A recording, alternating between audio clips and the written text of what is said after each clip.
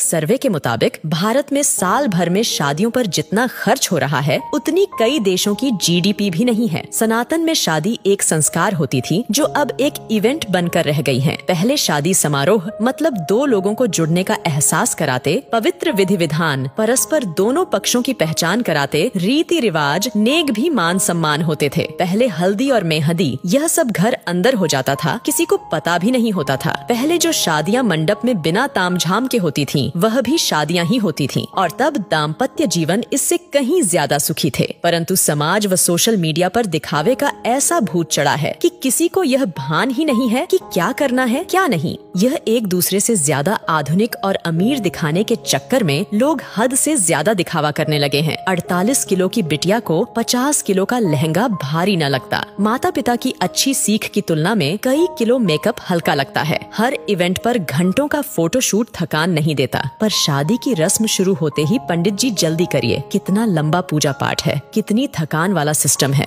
कहते हुए शर्म भी न आती। वाकई अब की शादियां हैरान कर देने वाली हैं। मजे की बात ये है कि ये एक सामाजिक बाध्यता बनती जा रही है। उत्तर भारत में शादियों में फिजूल खर्ची धीरे धीरे चरम पर पहुंच रही है। पहले मंडप में शादी वरमाला सब हो जाता था, फिर अलग से स्टेज का खर्च बढ़ा। अब हल्दी और मेहंदी में भी स्टेज खर्च बढ़ गया है। Pre wedding photoshoot, destination wedding, reception, अब तो सगाई का भी एक भव्य स्टेज तैयार होने लगा है। टीवी सीरियल देख देख कर सब शौक चढ़े हैं। पहले बच्चे हल्दी में पुराने कपड़े पहनकर बैठ जाते थे, अब तो हल्दी के कपड़े 5-10 हजार के आते हैं। Pre wedding shoot, first copy designer lehenga, हल्दी मेहंदी के लिए थीम पार्टी, लेडीज संगीत पार्टी, बैचलर्स पार्टी, ये सब तो लड़की वाला नाक ऊंची करने के लिए करवाता है। यदि लड़की का पिता खर्च में कमी करता है तो उसकी बेटी कहती है कि शादी एक बार ही होगी, और यही हाल लड़के वालों का भी है। मजे की बात यह है कि स्वयं बेटा बेटी ही इतना फिल्मी तामझाम चाहते हैं, चाहे वो बात प्री वेडिंग शूट की हो या महिला संगीत की, कहीं कोई नियंत्रण नहीं है। लड़की का भविष्य सुरक्षित करने के बजाय पैसा पानी की तरह बहाते हैं। अब तो लड़का लड़की खुद माँ बाप से खर्च करवाते हैं। शादियों में लड़के वालों का भी लगभग उतना ही खर्चा हो रहा है जितना लड़की वालों का। अब नियंत्रण की आवश्यकता जितना लड़की वाले को है उतना ही लड़के वाले को भी है। दोनों ही अपनी दिखावे की नाक ऊंची रखने के लिए कर्जा लेकर घी पी रहे हैं। कभी ये सब अमीरों रईसों के चौंचले होते थे, लेकिन देखा देखी अब मिडिल क्लास और लोअर मिडिल क्लास वाले भी इसे फॉलो करने लगे हैं। रिश्तों में मिठास खत्म, ये सब नौटंकी शुरू हो गई। एक मजबूत के चक्कर में दूसरा कमजोर भी फंसता जा रहा है। कुछ वर्षों पहले ही शादी के बाद औकात से भव्य रिसेप्शन का क्रेज तेजी से बढ़ा। धीरे धीरे एक दूसरे से बड़ा दिखने की होड़ एक सामाजिक बाध्यता बनती जा रही है। इन सब में मध्यम वर्ग परिवार मुसीबत में फंस रहे हैं कि कहीं अगर ऐसा नहीं किया तो समाज में उपहास का पात्र ना बन जाए। सोशल मीडिया और शादी का व्यापार करने वाली कंपनियां इसमें मुख्य भूमिका निभा रही हैं। ऐसा नहीं किया तो लोग क्या कहेंगे, सोचेंगे का डर ही ये सब करवा रहा है। कोई नहीं पूछता उस पिता या भाई से जो जीवन भर जी तोड़ मेहनत करके कमाता है ताकि परिवार खुश रह सकें। वो ये सब फिजूल खर्ची भी इसी भय से करता है कि कोई उसे बुढ़ापे में ये न कहे कि आपने हमारे लिए किया क्या। दिखावे में बर्बाद होते समाज को इसमें कमी लाने की महती आवश्यकता है, वरना अनर्गल पैसों का बोझ बढ़ते बढ़ते वैदिक वैवाहिक संस्कारों को समाप्त कर देगा।